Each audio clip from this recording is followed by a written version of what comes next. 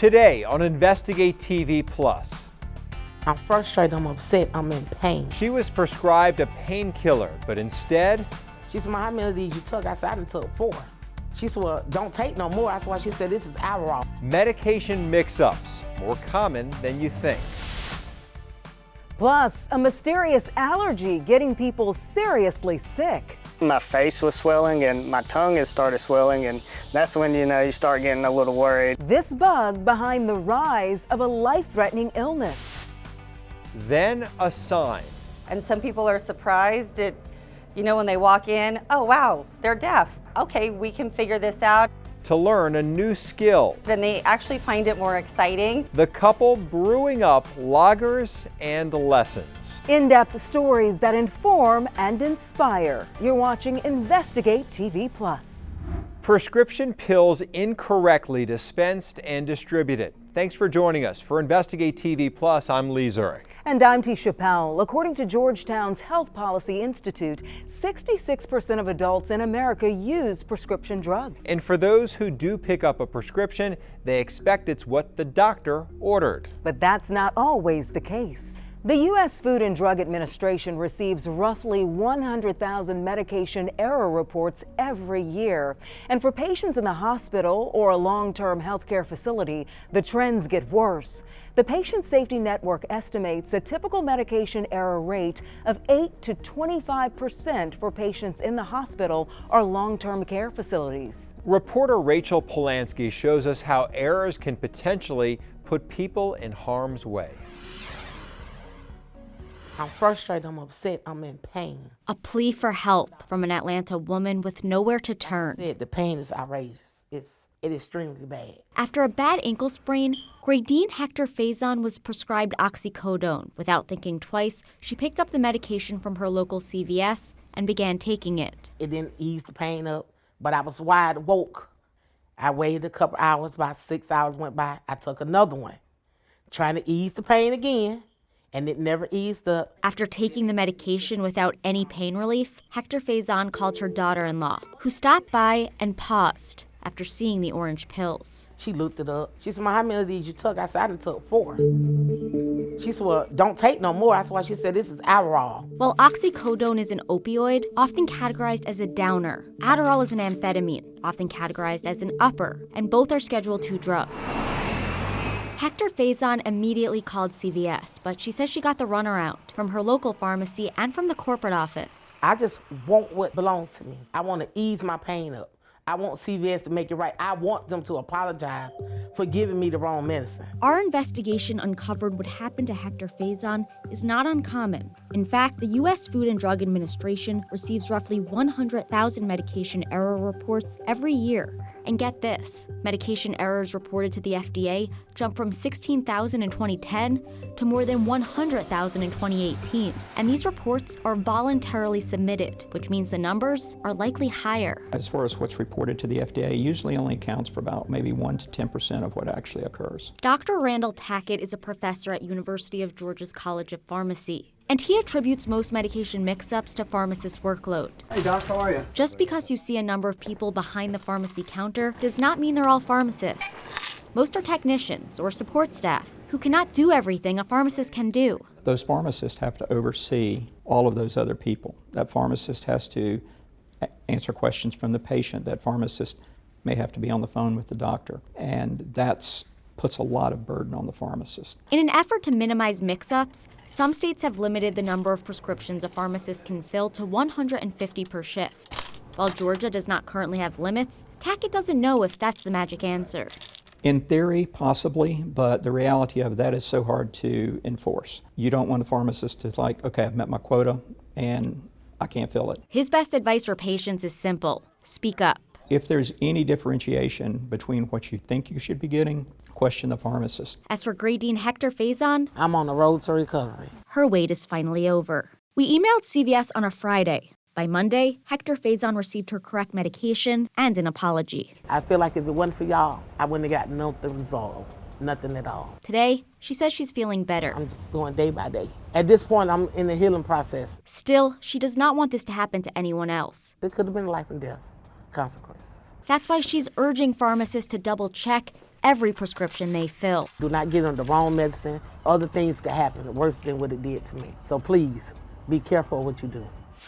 A CVS spokesperson says the company is determining how its medication mix-up happened, saying, quote, prescription errors are a very rare occurrence, but if one does happen, we do everything we can to learn from it in order to continuously improve quality and patient safety. Here's how you can make sure this doesn't happen to you. Check your medication before you leave the pharmacy.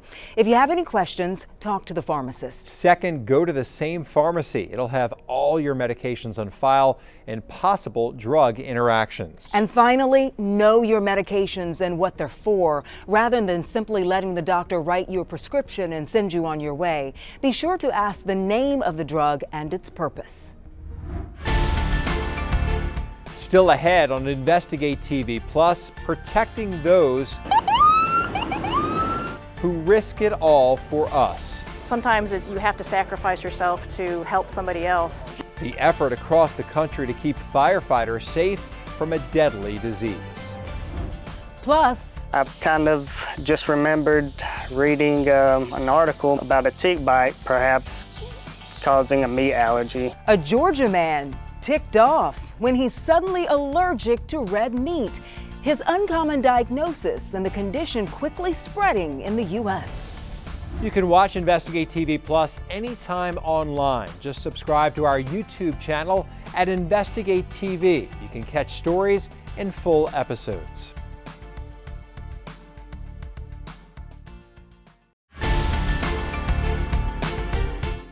You've heard of peanut and shellfish allergies, but what about a red meat allergy? As in steak, barbecue, burgers, all off the table. Turns out, according to Nationwide Children's Hospital in Columbus, Ohio, up to 6 million Americans either have this allergy or are at risk for it. It's called alpha-gal syndrome, and it's most often passed on through this, the Lone Star tick. According to the Mayo Clinic, a bite from the Lone Star tick transfers a sugar molecule called alpha-gal into the body. And in some people, that triggers an allergic reaction to red meat. It can also cause allergic reactions from animal byproducts like dairy and gelatin. Now, a Georgia man is sharing his experience with alpha-gal after he got it from a tick bite. Reporter Meredith Anderson has our story. I've probably bought more bug spray in the last 4 years than most people have in a lifetime. This father of two had not even become a father yet when all of this started. His wife, Amber, was pregnant with their first when his first allergic reaction woke him out of a dead sleep. My face was swelling and my tongue had started swelling, and that's when, you start getting a little worried. I thought he'd been bit by something, I was pulling back the sheets, thought he got bit by a spider or something. I didn't know what was going on because it happened in the middle of the night, we had been asleep for several hours. They were at the lake with friends, far from the hospital. Amber's a nurse, so she knew to give him Benadryl, and it seemed to work. So we were set to go home the next day, and we were just like, that was strange. We really had no idea, what happened. Days later, it happened again, and after reaching for the Benadryl, Donald reached for his phone. I've kind of just remembered reading an article, I don't know, a year, maybe before, a couple months, I don't really recall, about a tick bite perhaps causing a meat allergy. It doesn't sound real, or it might not sound real, but it's very real. It's very real, and it's a very life-threatening disease. Dr. Donnie Dunnigan is Donald's allergist. 5 years ago, how many alpha-gal patients did you have? I might see one case every month or so, and now I've already seen 3 patients this week with alpha-gal. That's likely because the tick that causes it is abundant in the southeastern and south central United States. It's called the Lone Star tick, and while it's found in Texas, it gets its name from this single white dot on the female's back. Males don't have one, but both carry the disease. Dr. Dunnigan says symptoms won't show up until 6 to 8 weeks after a bite. And when they do, they're not exactly unique. Everything from hives to vomiting to difficulty breathing to severe stomach pain. I had a lady this morning who, she doesn't have the abdominal symptoms, but she has very severe hives, swelling, and this just recently she was had a She actually became hypotensive and had to be transmitted to the emergency department. The reaction happens 5 to 6 hours after eating red meat, making it even more difficult to put 2 and 2 together. And it's not just red meat. Pork, lamb, venison, beef. If it has a hoof, you cannot eat it. Some people are so allergic, they can't even have dairy. One of Dr. Dunnigan's patients had to give up her favorite cereal. And I'm like, what is it that you're eating? And she goes, well, I eat Lucky Charms. And I'm like, that's what it is, because it has the marshmallows, and the marshmallows made of gelatin. Gelatin is collagen from animal skin. Gummy bears can also be off limits for some. Sure, chicken, turkey, and seafood are fine, but when you think about cross-contamination at restaurants, like putting them on the same grill as other meats, or what kind of broth is used in cooking, going out to eat can be dangerous. So we ate a lot of Chick-fil-A. We did. The good news, if a patient avoids meat and tick bites, the danger can eventually go away. After 4 years, Donald's blood work finally came back negative, and Dr. Dunnigan cleared him to eat red meat again. We went to a cookout. Yeah, he had one. One rib, and kind of nothing happened. So That one rib became one steak on Father's Day. There's light at the end of the tunnel. Like, you can get over this, and you can go back to eating the things that you enjoy again. Even if you're not the outdoorsy type, you still need to watch out for ticks. According to the CDC, walking your dog or gardening can put you in close contact with them. The agency suggests using bug spray like DEET and to wear light-colored clothing, a long shirt, pants, and socks if possible. And when you come inside, check your clothes and pets for ticks. For the 6 million Americans who live with alpha-gal syndrome comes a potential solution for their next barbecue.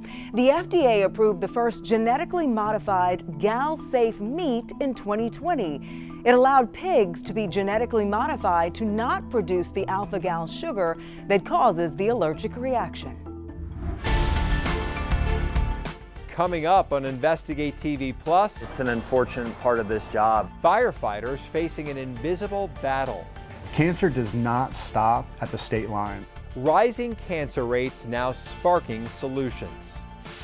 Plus, a good life lesson, no matter how you say it. I know all the beers on my own, but my favorite is an IPA. Or sign it.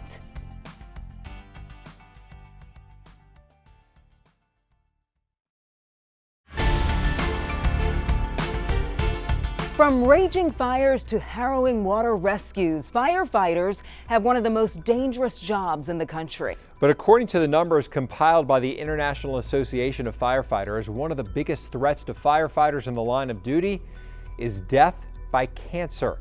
Research from the Leukemia and Lymphoma Society shows when buildings burn, firefighters are exposed to multiple cancer-causing chemicals.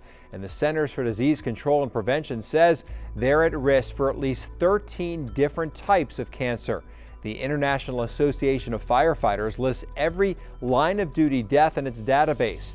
And our investigative team found that over the past 10 years, 70% of firefighters who died in the line of duty died of cancer. It's important to note that according to the IAFF, cancer is listed as a line of duty death in order for the families of fallen firefighters to be eligible for certain benefits like a monthly income or even education assistance. And the problem has now sparked some potential solutions with the hope of saving lives. It's like a smoke detector for cancer.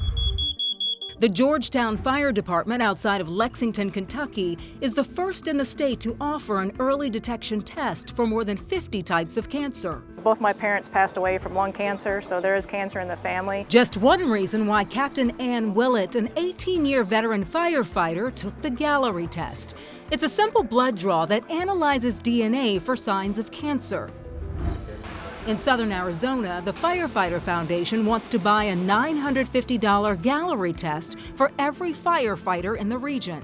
I think it's an awesome chance or opportunity that we have to screen some of these firefighters and maybe catch some of these cancers early in their career and hopefully before the cancer progresses or spreads. Almost everyone in the Tucson Fire Department knows someone who's been diagnosed or died of cancer. It's an unfortunate part of this job. One of my best friends that I've worked with for almost 17 years on this fire department just told me a couple weeks ago that he does have cancer. You want to try to make the job as safe as possible. It's obviously inherently dangerous to begin with. 150 miles northwest, the Buckeye Fire Department outside of Phoenix just got this. It's called a storm stick, and when it's attached to the truck, becomes a shower. It has a foamy solution to neutralize the dozens of chemicals in soot and debris. We wanted to do whatever we could to sort of reduce that risk. We're never going to be able to completely eliminate it, obviously, because of the nature of the job. In South Carolina, a potential solution from the state capitol. A bill working through the legislature would change the definition of a firefighter in South Carolina to include non-residents. Cancer does not stop at the state lines. We take everything home with us. The definition would in turn allow non-resident firefighters to receive health care benefits related to cancer. Benefits that firefighters who live in the state have been getting since 2021. But they're not always easy to get. They claim the benefits are out there, and a lot of times they aren't. Or if the benefits are out there, they're very slow to get to the families that in need. The bill is awaiting a first reading in a Senate committee. Back in Georgetown, Kentucky, Captain Ann Willett says despite the risk, a career in firefighting is worth it to serve the community. We know the inherent risks and we know the risks that we take, but we do them for the public that we serve. Meanwhile, she says a healthy retirement is the goal. Hopefully other departments can do this as well, and we can kind of start a trend with becoming healthier. Indiana also taking action at the state level. Under a pilot program, the state will monitor firefighters' blood for harmful man-made chemicals called polyfluorinated substances, or PFAS. According to the CDC, these chemicals are linked to health issues like cancer, liver damage, and decreased fertility. Experts at the Indiana Department of Homeland Security will monitor the level of PFAS in firefighters' blood to study any potential health effects. Coming up on Investigate TV Plus, Hops and Hope. That's W. This is 3.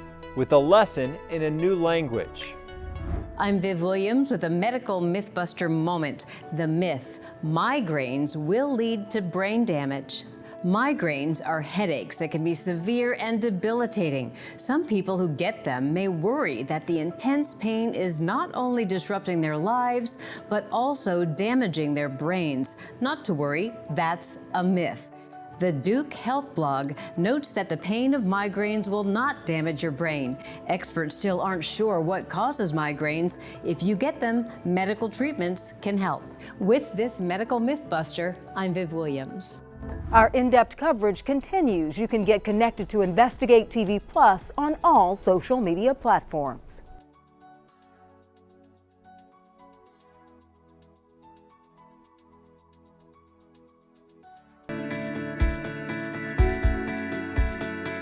Welcome back to Investigate TV Plus. You're looking at the gorgeous clear skies over Portland, Oregon, the city that got its name from a coin toss. The losing name was Boston.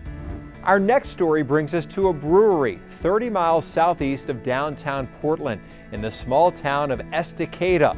And here you won't just get a great selection of brews. As Jova Thiathil shows us, you could learn a new language too. At Clackamas River Growlers, you will find dozens of choices on tap, but Mark Long and Linnea Watson have no problems picking favorites. I know all the beers on my own, but my favorite is an IPA. I like to travel around and go to ciders if it's hot, stouts when it's cold. The couple opened their Estacada business 6 years ago, fueled mostly by Mark's love of craft beer. But it wasn't just the diverse beverage selection that made this tap room so unique. As you have probably noticed, both owners are deaf. Initially, before I opened, I was wondering how am I going to communicate with the community, my hearing customers that were coming in that didn't know sign. I wasn't really sure. When I stopped by, they spoke to me with Linnea's daughter, Kristen, providing translation. But she doesn't work here, and most days, Mark might be the only person behind the bar. At the first, he was really nervous, and then I realized People really understand and they're happy to try to learn and really make an effort to communicate. Now for hearing customers, there's a number of different ways that you can order a beer here. For one thing, they have these little boards that you can write down your order, or there's a number of signs around the tab room that will teach you how to order in sign language. Every beer here is numbered, so you can write your order down, but if you feel like learning something new, you can sign your order instead. And as I found out, signing is not always as easy as 1, 2, 3. That's W, this is 3, and there is a difference. Also, 6 can be confused with 9, so just trying to teach them the different numbers. But what seemed like an obstacle 6 years ago actually became a fun calling card. Mark and Linnea say they do have some regulars who are deaf and like to support a deaf-owned business, but the majority of their customers do hear, and many of them are learning a new way to communicate. And some people are surprised at, when they walk in, oh wow, they're deaf. Okay, we can figure this out, and they actually find it more exciting. But it looks like a really fun place. Beer and pretzels. They bring everyone together. They bring out the best of everyone, right? Exactly. It's happening there. Great story. Well, that's it for us from Investigate TV Plus. I'm T. Chappelle. And I'm Lee Zurich. Thanks for watching. Next time on Investigate TV Plus, drug overdoses killing hundreds of people every day. We're very scared. We're afraid, that the death rates will continue to go up. How some cities across the country are dispensing a unique solution. Plus, evolving technology, providing an eye in the sky for rescuers. A lot of times with hikers, when they call 911, they're lost. They don't know where they are, but their cell phone will give us a ping. How first responders are using drones to save lives.